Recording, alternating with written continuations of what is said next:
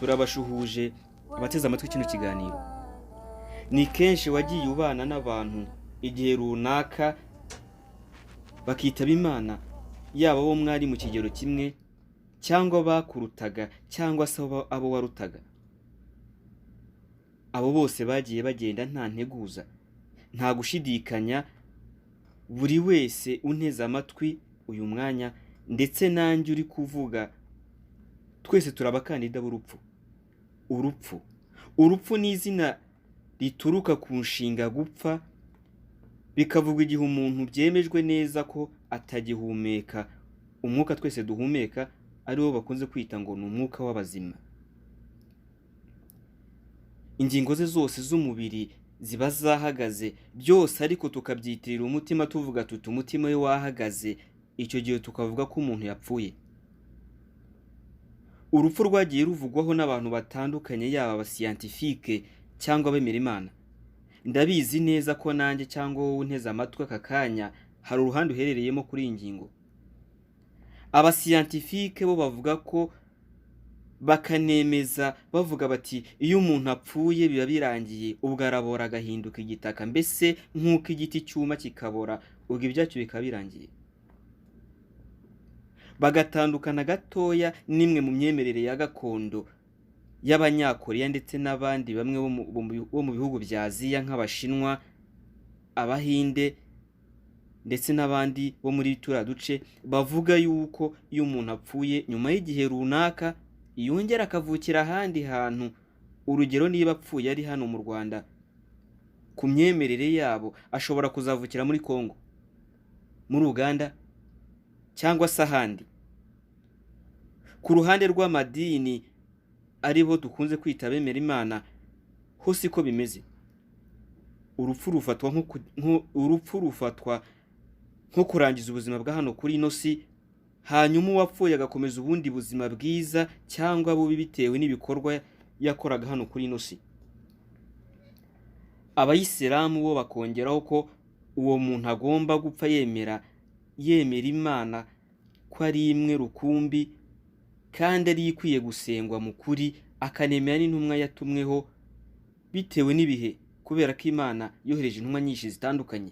Bivuze ngo kuri iki gihe, kugira ngo uwapfuye akomeze ubuzima bwa nyuma y'urupfu nta bwoba nta n'agahinda, nuko agomba gupfa yemera Imana ndetse n'intumwa yayo Muhammad. Imana imuha amahoro n'imigisha. Ibi ngibi bikaba ari byo bimugira umuyisilamu, kandi akaba yarabaye hano kuri ino si akora ibikorwa byiza. Ibi rero abayisilamu babikura mu nyigisho bakomora ku ntumwa Muhammad, Imana imuha amahoro n'imigisha, ndetse no mu gitabo cya Korani twavuzeho mu kiganiro cyacu cyatambutse. Nanone ku myemerere y'abayisilamu ku bijyanye n'urupfu, nuko atari ibintu byikora ngo ubone umuntu aragiye nk'uko ubona umuriro w'amashanyarazi ugenda. Oya, ahubwo bavuga ko Imana yashyizeho umumarayika ushinzwe gukuramo abantu roho. Y'igihe cy'umuntu cyageze, Imana imwereka ugomba gukurwamo roho, hanyuma nawe agahita ashyira iryo tegeko mu bikorwa. Nibwo bavuga bati umuntu arapfuye. Wahita wibaza uti ko abantu bapfa ari benshi kuri ino si ndetse bagapfira n'igihe kimwe, yabikora ate muri ako kanya nk'ako guhumbya? Ariko ntibyakakwiye kwibazwaho cyane, kubera ko ubushobozi Imana yahaye abamarayika ibyo ntacyo tubiziho. Dore ko natwe ubwacu kuri uyu munsi wa none, uzanye umuntu wapfuye mu myaka 1000 ishize, byamutwara imyaka itari mikeya kugira ngo yiyumvishe ubuzima tubayemo ku munsi wa none. Tugenda mu kirere nk'inyoni, tureba i Burayi twibereye hano iwacu.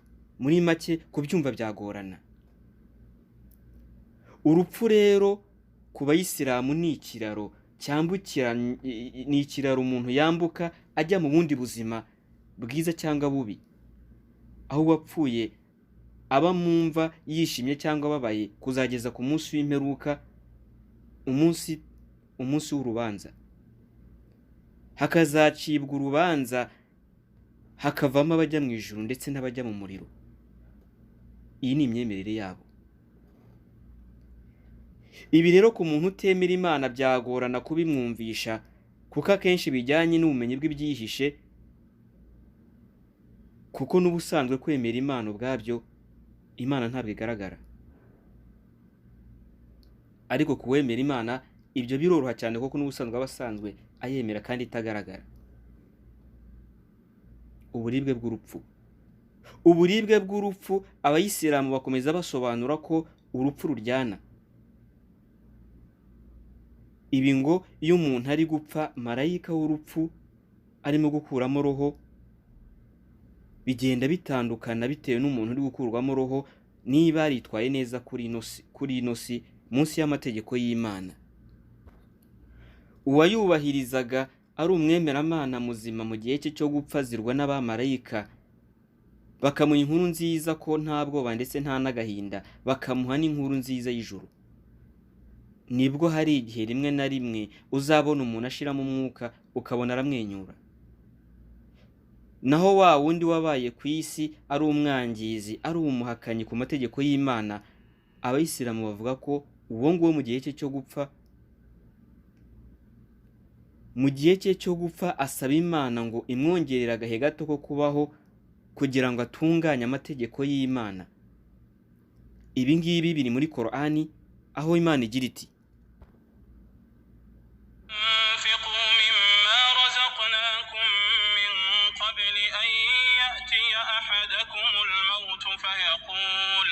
فيقول رب لولا أخرتني إلى أجل قريب فأصدق وأكن من الصالحين ولن يؤخر الله نفسا إذا جاء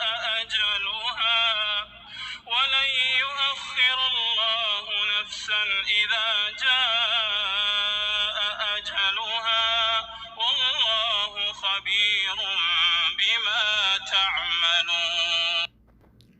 Ahangaha Imana ikabibwira abemeramana igira iti: nimutange mu byo twabahaye mbere y'uko mugerwaho n'urupfu, mbere y'uko umwe muri mwe agerwaho n'urupfu, akavuga ati: Nyagasani, iyaba warunyongereye agahe gato ko kubaho, ukanyongera igihe gitoya, ukandinda uru rupfu rungerereye aka kanya, nahita ntanga mu byo wampaye, hanyuma nkaba no mu bantu beza.